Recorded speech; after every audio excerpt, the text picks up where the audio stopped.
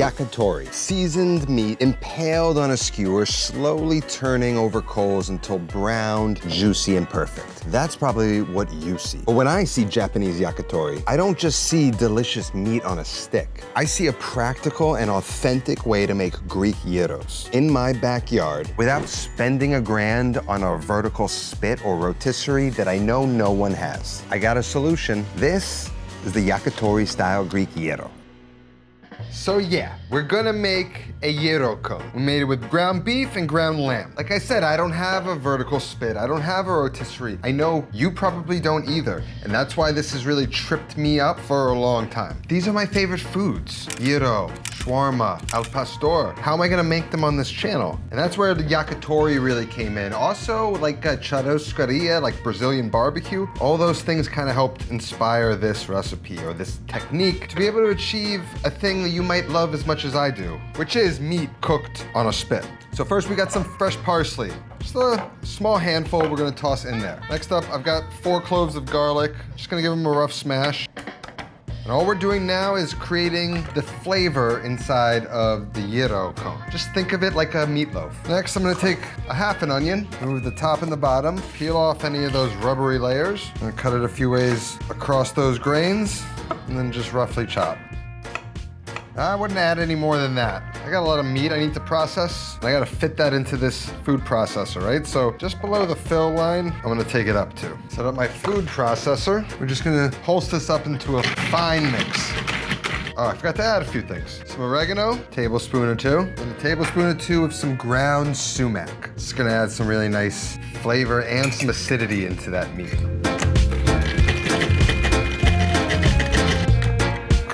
Sides. I just want to get them all nice and fine. Oh, shit. Sounds in my eye.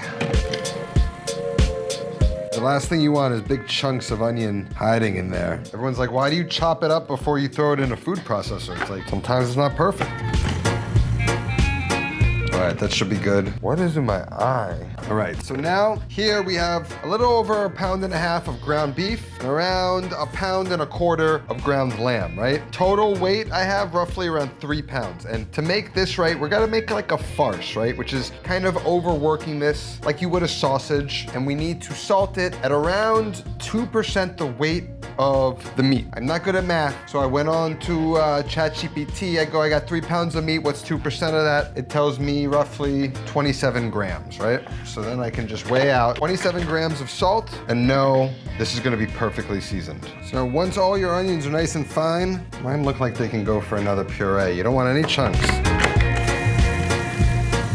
Now we can start to add in our meat. I'm gonna add in a little bit at a time, just not to overwhelm the food processor. We're gonna let it go. That looks great. We can start adding the rest. Let it go. Now as it's going, I'm just gonna work in that salt. That's what we're looking for it to sort of like ball up and start rotating itself around the blade, sort of processing that meat into a farce. Come on, come on, you got it. Working overtime. Just gonna try and mix up a little bit, try and get that stuff on the top down in the bottom, but it is looking good. It's definitely trying to achieve more of like a meat paste. Even though it might not sound or look attractive, once that's cooked and on the spit, trust me, I couldn't believe how well this worked. Did I kill my machine? There you go.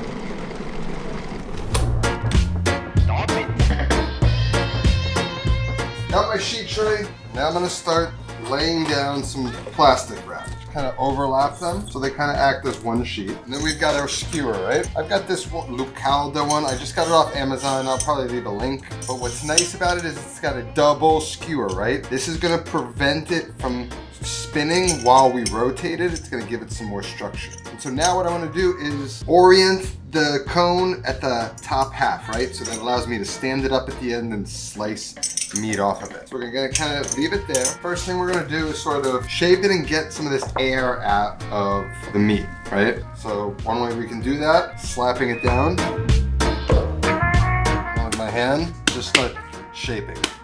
Turn it, just sort of compressing it, right? Almost like you're turning butter. It'll start to kind of flatten out. You know, there's not really a science to how to do this. It's just kind of working the shape. And then we're gonna place it down like here. And then what we can do, stick it in until we reach that bottom. Then shape it again. You don't want the top too skinny, right? Otherwise that cooks slower. You wanna try and make it nice and even. And then wrap it up. And you're kind of using that paper to shape it nicely. You just kind of roll it up. Make sure that skewer is nice and touching the end. Then you throw that into the freezer. Now that's miracle number 1. Miracle number 2 is successfully grilling it, which we're going to achieve. But that comes later. Next, all we had to do is make a nice tzatziki. Now tzatziki is quite simple. We only really need a few ingredients. First thing we're gonna need is some cucumber. I'm just gonna take maybe 2-3 inch knob, cut that in half. Now, tzatziki, you don't really want moisture, so what I'm gonna just do is scrape the seeds out. The seeds don't really give us anything we want for this. Some people dice it up, but what I like is to kind of take a grater and just grate these into strips. I just prefer that texture. And I'm just gonna grate that onto a paper towel, hit it with a little salt, pull out moisture, just wrap that up. And then we're just going to squeeze all that moisture, just pulling out so it doesn't end up in our tzatziki. Just unravel it, add it into a bowl. To that, I've got some Greek yogurt. Now, whatever one you like. More fat, more flavor, so it's up to you. This doesn't have a lot of moisture in it at all. So I'm gonna add the whole thing in there. To that, I've got a piece of garlic. I'm just gonna grate that in with a microplane. No burning chunks. It's gonna then also distribute the flavor evenly throughout. And I like mine really bright and acidic. Got some couple cheeks here. I'll just take that right onto that garlic, kind of mellow it out. Also thin it out a bit, get it nice and bright. Salt, and let's check out the consistency. I like mine relatively thick. If you wanted to thin it out a little bit, you could add a little bit more lemon. If it's not too much, you could use a little bit more. And you can always add a little bit more of that cucumber juice you squeezed out back in to adjust the consistency. This works great for me. Now we can set that off to the side until we're ready to make this tomorrow. Now one thing I'm just gonna prep because I'm gonna be moving everything over to my outdoor kitchen to make this. Usually serve like a little bit of raw onion with some parsley and stuff, so I'm just gonna prep the raw onion, keep it in a plastic bag so I can just transfer it over to the grill tomorrow. You know, just into little pieces like that. Then we're going to hit them with a little lemon once we get there tomorrow. What I'm gonna do now to mellow them for tomorrow though is hit them with a little bit of salt. It's gonna release some moisture in the bag, squeeze it out a little bit before tomorrow when I use it. The onion is usually cut too thick in a gyro for me, so I'm gonna prep it the way I like it. Put this in the fridge till tomorrow. Then I'm just gonna serve it with some fresh diced tomatoes. I'll do that tomorrow. And at my farmer's market tomorrow, they got a nice little pita salesman. So we get the right pita tomorrow, bring it over to the kitchen. Now, one last thing, right? We got our cone in the freezer and it's raw, right? So what it's doing is settling down and it's gonna create a hard edge. So what you wanna do just in the beginning until that outer part of the cone sets, go into the freezer, rotate it, quarter turn every 20 minutes or so, and it's gonna sort of help maintain that roundish shape until it fully solidifies tomorrow. Otherwise, see you at the grill. Now, before we get into cooking, you should know I don't eat like this all the time. In fact, there's many nights after like a long shoot or I'm just burnt out in the kitchen that I don't cook for myself. What do? I end up ordering some garbage takeout, eating about 1,000 calories at least, spending $50 on something that's terrible for me. And that's where our sponsor today, Cook Unity, comes in. Cook Unity gives you access to a global variety of award-winning, chef-crafted meals conveniently delivered to your home, allowing me an option on nights I just cannot cook for myself to eat something good that doesn't cost me a fortune and isn't terrible for me. The meals you get from Cook Unity are made by some of the best chefs in America right now, which not only builds a bit more trust for me, but it kind of makes it more fun to shop for the meals, picking the chef you want to eat from tonight. You can choose by diet style, ingredients, country, or by chef, which is my preferred way to shop. Two standout meals are Livy's All Day Cafe's Mission-style breakfast burritos. And while you could microwave it, I like to kind of take it apart and treat it with a little bit of love. I throw it in my little toaster oven, plate up the sauces real nice. This is truly an incredible breakfast burrito. Crisp tortilla, flavorful inside, and it's not dry. Then we tried Esther Choi's chicken teriyaki with charred broccoli. All I want to do is throw the broccoli in a pan, bring it back to life, reheat the chicken with some of that teriyaki sauce, and just steam the rice in the microwave. A truly incredible meal. Took 5 minutes to throw together, and it's a fraction of the cost of ordering takeout. Now look, I live alone, and a guy who cooks 85% of his meals from scratch, to have a thing like Cook Unity take care of that other 15 15% is priceless to me. Cook Unity is offering my viewers 50% off their first order. Click the link down in the description and use my code NACS50 and try it out for yourself. Now we're back in the outdoor kitchen. We've got everything prepped. Only thing left to do is take care of our gyro, which we're going to be making on the grill. And it just starts filling up a chimney. I like to use a half chimney actually with my setup. Throwing some starters underneath and lighting those on fire. We want to get the coals in this chimney white hot. And like always, I do a 2-zone grilling setup, which means I've got this sear box here. This is from Slow and Sear, and so is this grill, the Slow and Sear Kamado, but they have other ones on the market. That's where the hot coals are gonna live, and then we're gonna have an indirect side over here to allow us for some control. Then I'm gonna add some fresh charcoal to this side, and I'm gonna use the white glowing charcoals from the chimney to bring all these other coals up to temperature and give us a nice base to grill our gyro cone. A gyro. And it's actually pretty authentic. Like the way this used to be done was with sort of a vertical spit that was powered by charcoal. All we're doing is eliminating the vertical spit, using more of a yakitori method to cook this, and we're gonna see how it goes. It could also be done in the oven by using the broiler and putting it on a wire rack, and then you could just be yakitoriing it under the grill or under the broiler. So we're just gonna let this get warmed up. In the meantime, we can finish our onions. Our onions are like kind of nice and soft, but still got some crunch to it. So I've got some fresh parsley here. I'm gonna bundle it up, give it a rough chop.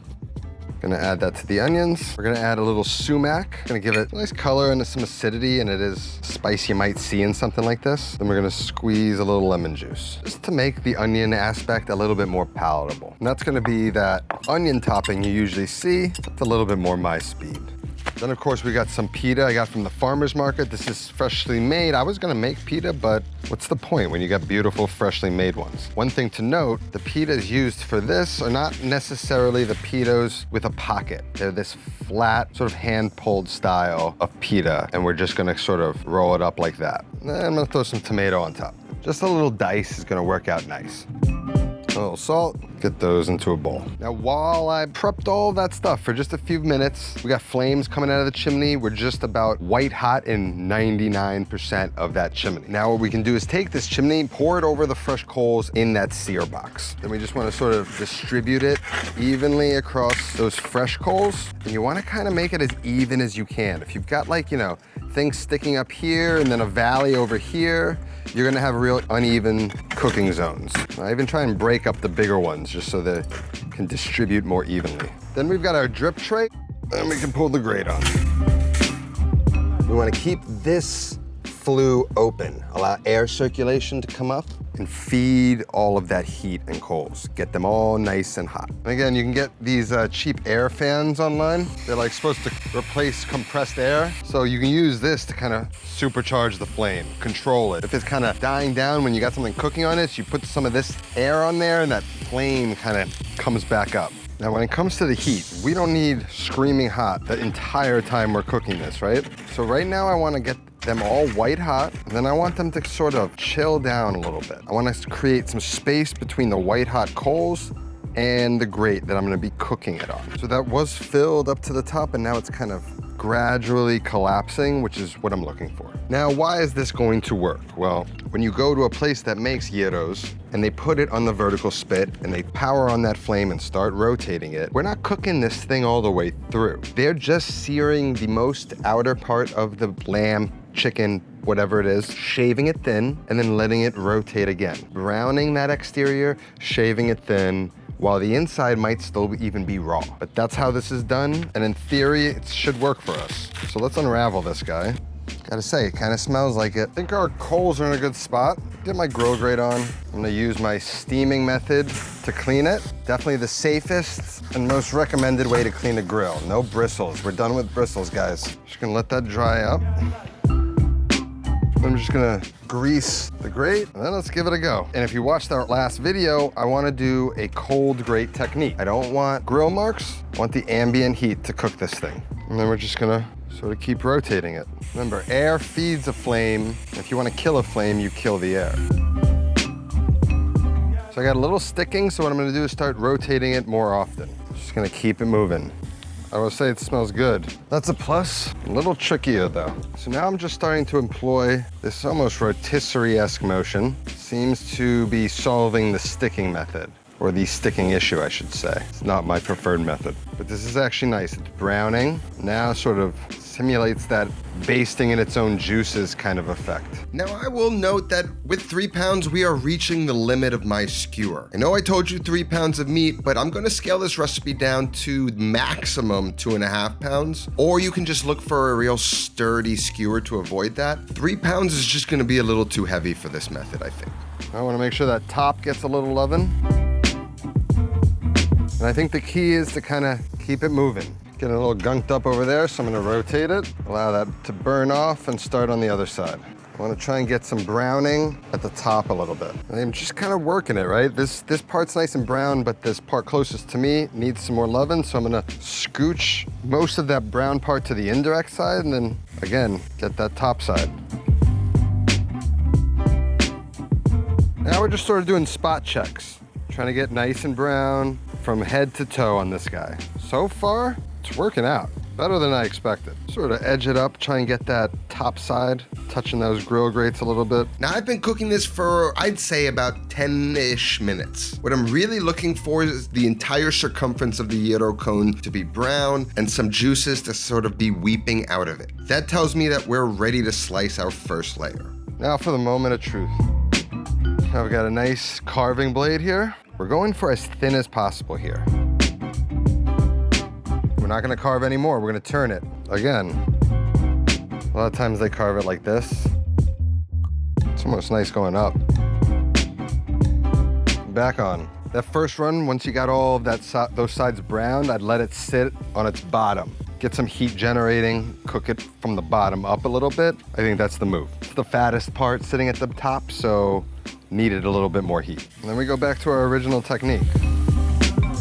Now while that's cooking, let's give this a taste. It's got this like spongier texture, which is what I'm looking for. It's got nice seasoned flavor, but it's mild, it's mellow. It tastes amazing. This is a huge success so far. Then we're just gonna roll it back and forth, just like a rotisserie, kind of like yakitori. You kind of gotta be like me to wanna do this. Very patient, very meticulous, very careful. I think it's worth it. Next up, we're gonna warm up our pita. Just gonna hit it with a little bit of olive oil and then let it kiss the grill, get it nice and pliable.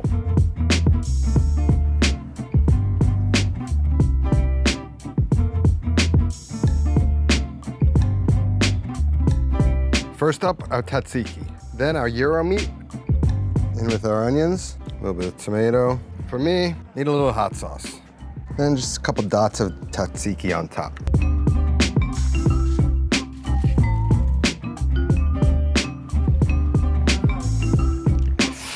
Fucking burnt the shit out of my finger for the 3rd time this week. Let's give this a try. We did it.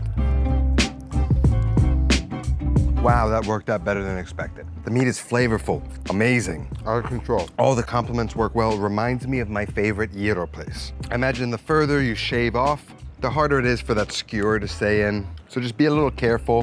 Eventually, you'll probably have to take it off the skewer, finish it on the grill, and make it work however. And you can always just let it sit on the indirect side of the grill and cook it through, and then store this for leftovers and eat this all week. Ma'am, you gotta try this. Recipe's gonna be down in the description. I burnt the shit out of my hand, so I gotta go take care of that. Never while I'm cooking, always when I'm doing dumb shit. Recipe's gonna be down in the description. That's all that I have today. I'll see you next time. Until then, take care of yourself. Go feed yourself.